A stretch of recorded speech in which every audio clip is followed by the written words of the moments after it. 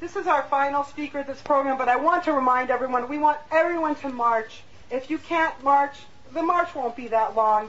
We have to go that way anyway, okay? But if you can't march, we'll be meeting again at the Social Memorial Hall. We'll have hot coffee there. You can sit down. You can have hot chocolate and tea. We'll have food. It'll be good. And there'll be a presentation, a very special presentation down at the Social Hall by Danza Azteca Cuauhtemoc.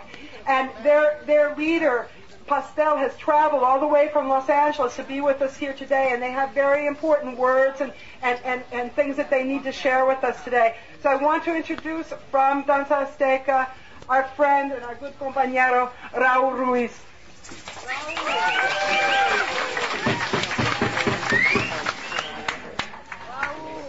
This makes me feel like I'm walking in the land of giants. Our Northern American cousins, we're walking in the land of giants. We're walking in the land of giants with the statue. We're walking in the land of giants with Mumia. We're walking in the land of giants with Leonard Peltier. We're walking with the land of giants with the Plymouth 25. We're walking in the land of giants with the little ones who came today and are bearing the wind. We are walking amongst the land of giants with all of you who have sustained the weather, the rain, our Mother Earth, and everything that is here around us. We're walking amongst the land of giants. We give honor and respect to all of you who are here walking with us together. Stephen Biko, the martyr, fought against apartheid in South Africa, said, "The most lethal weapon of the oppressor is the mind of the oppressed." The most lethal weapon of the oppressor is the mind of the oppressed. And today, we are liberating our minds in our cry for freedom. Today, we are breaking the chains that have us under the reins of the oppressors. Today, we are breaking the political myth of Thanksgiving.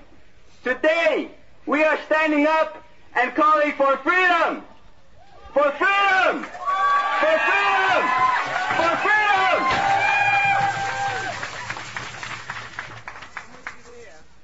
Another liberator who spoke in a different way, with song and music, asked everyone in the world, "Won't you come and sing these songs of freedom?" That's all we want, to sing these songs of freedom. We invite you today to sing the songs of freedom. To sing the songs of freedom. As our leader Marley once said, to sing your songs with your heart, your mind, your feet, your smiles, your determination as a free people united.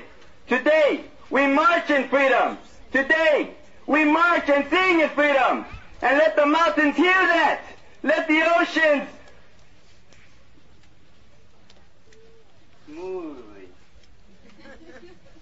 wave with the tone of our hearts and our freedom.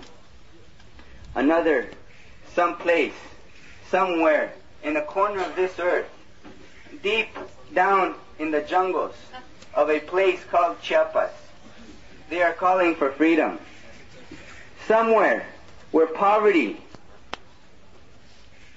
is no longer poverty, where poverty is death, where poverty is a sentence in which little have hope to survive.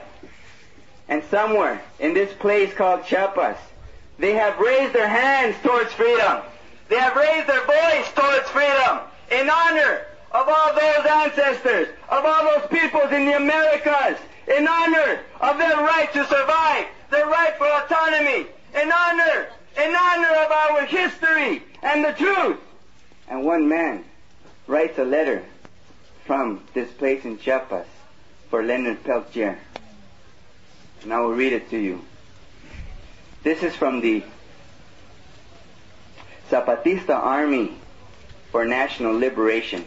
Ejército Zapatista de Liberación Nacional, October of 1999. From su comandante insurgente Marcos. Leonard, through the NCDM and Cecilia Rodriguez, we extend greetings from the men, women, children, and elders of the Zapatista Army of National Liberation. Cecilia has told us about the grave injustice the North American judicial system has committed against you. We understand that the powerful are punishing your spirit of rebellion and your strong fight for the rights of indigenous peoples in North America. Stupid as it is, the powerful believe that through humiliation and arrogance and isolation, it can break the dignity of those who give thoughts, feelings, life, guidance to the struggle for recognition and respect for the first inhabitants of the land over whom the vain United States has risen.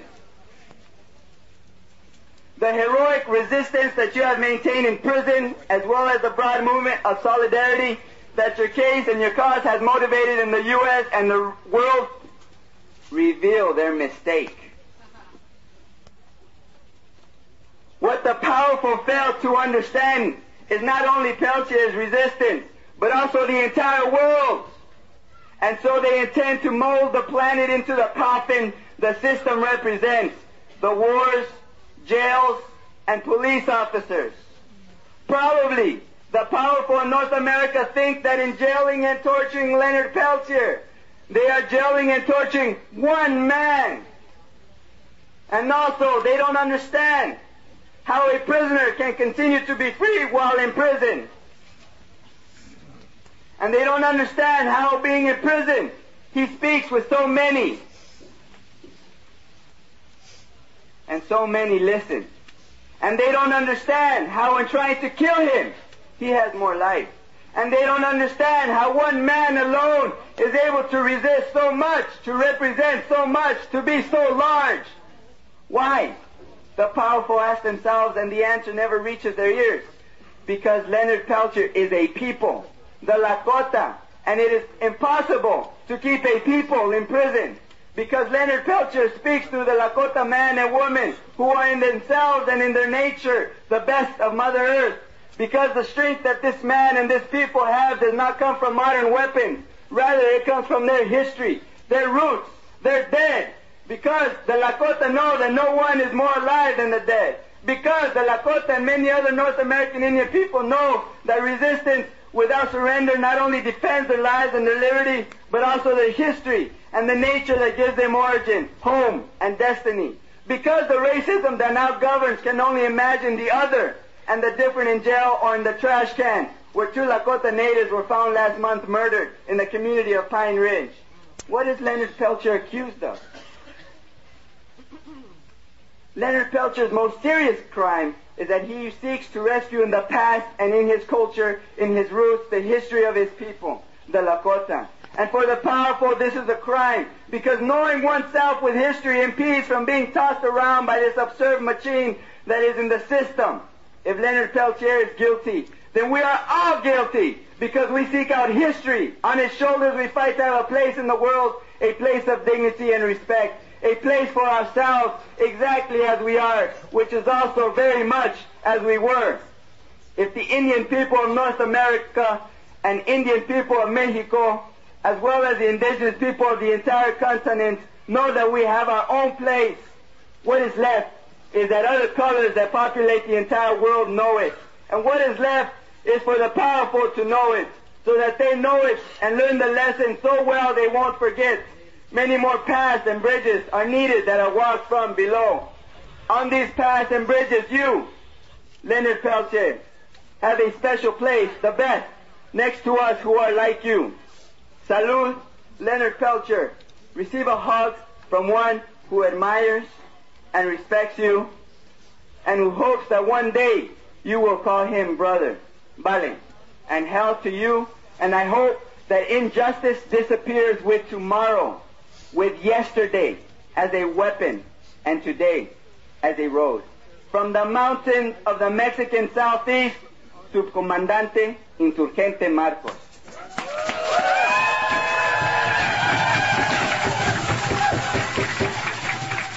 Let's follow the voices. Let's follow the voices of our ancestors. Let's follow the voices of our warriors, children, women, and elders who are calling us today to mourn, to fight for our freedom, to liberate our minds. Let's listen to those voices as we march with our feet and sing those songs of freedom with our feet, as we dance upon our Mother Earth, as we walk and see the rain, which is on our side. The rain is on our side. Let's march in non-violence. Media. Don't misquote me. Non-violence. Let's walk in non-violence with dignity, our heads high, with respect for our history, with respect of all our people, of all the oppressed of the world, of all the humiliated and disgraced, of all those that have suffered poverty around the world, not only indigenous land, not only here in the Americas, but all the continents. For we are the people, the misplaced, the misfits. We are the people who demand our place. We are the people who demand the respect. And with our songs, and with our cry, and with our march, let's walk towards freedom!